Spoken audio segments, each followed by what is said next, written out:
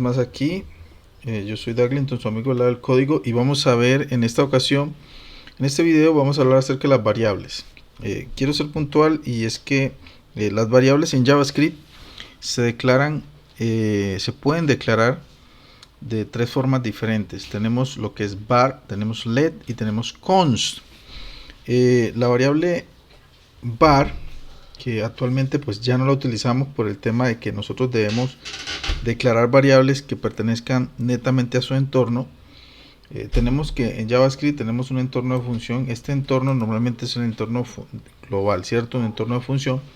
Y si nosotros declaramos, por ejemplo, miren, voy a hacer una declaración, digo var, es decir, nombre igual, y voy a decir que este nombre va a ser igual a Juan, y luego voy a imprimir. Vamos aquí a console.log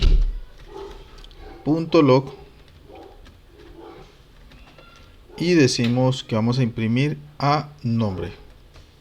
Dicho sea de paso, pues no tiene caso de que nosotros, que es una variable? Una variable es un contenedor. Realmente cuando nosotros hablamos de variables y colocamos aquí variables, las variables son contenedores, espacios en memoria que se definen para uno poder almacenar, digamos que un dato. Miren, por ejemplo, aquí tenemos una variable de entrada y tenemos una variable, aquí hay un proceso y una salida. Es eso básicamente, que nosotros podemos tener entrada, proceso y salida, y las entradas normalmente las hacemos a través de variables. Entonces, en la lógica de la programación tenemos entrada,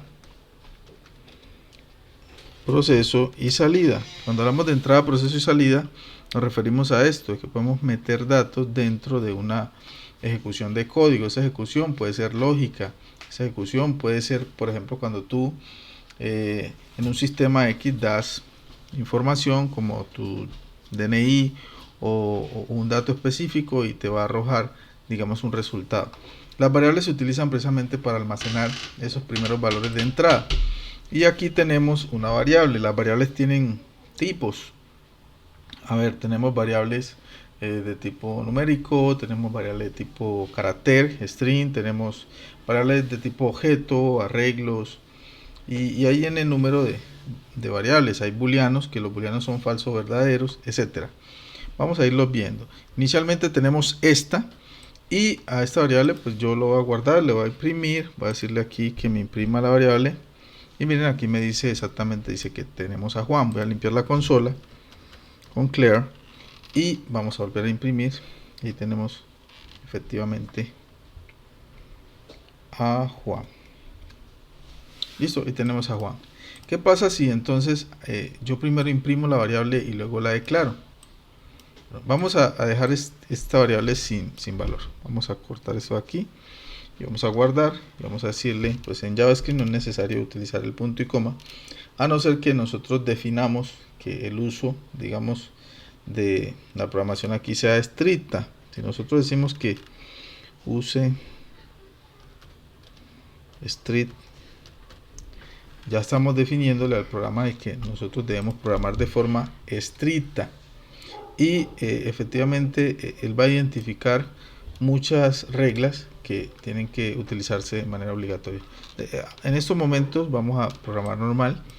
Miren que cuando yo declaro una variable y no le asigno un valor, aquí la declaré. Una cosa es la declaración de la variable, otra cosa es la asignación del valor. Si yo la declaro y no le asigno un valor, me va a imprimir un definer. Un definer realmente es un tipo de dato. Un tipo de dato que quiere decir que no hay un error. Estoy almacenando, creando una variable y le estoy almacenando el valor un definer. Es como si yo dijera aquí igual un definite, ¿cierto? Es como si estuviese diciendo esto, igual indefinite.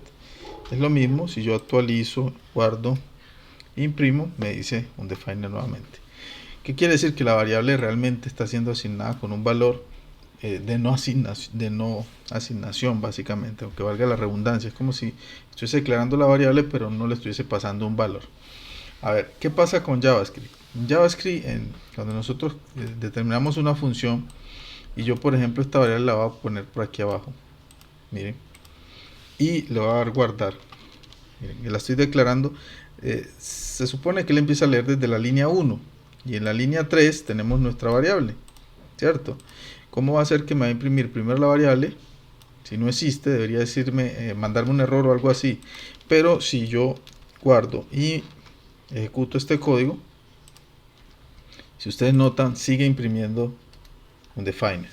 ¿Qué quiere decir? Que JavaScript normalmente cuando nosotros usamos var, que esa es la diferencia de var a let, cuando nosotros usamos var, él lo que hace es que toma la variable que se encuentra debajo, cuando él empieza a ejecutar, él lee console log, lee nombre y se va al siguiente nivel a buscar la variable, él se va a buscarla. Y si la variable es var, toma su valor y lo ubica al principio. Eso es lo que hace. Lo ubica al principio y luego lo imprime. Eso es lo que hace realmente. Así que realmente lo que hace es que la define, la redefine, pero la redefine más arriba. Así que vamos a ver, a guardar, y aquí nuevamente imprimir, y sigue siendo un definer. ¿Qué pasa si yo le digo aquí Juan? Juan, y aquí coloco Juan, él me va a imprimir, entonces el valor que le estoy asignando a la variable, que es Juan, efectivamente, como lo esperábamos. Pero ¿qué sucedería si nosotros cogemos a Juan y lo pasamos aquí abajo? Debería enviarnos un error, pero no. Él lo que hace es que primero define la variable, la define aquí arriba, ¿cierto? Como la variable no tiene ningún valor, entonces imprime aquí abajo un definer. Eso es lo que va a hacer. Entonces vamos aquí.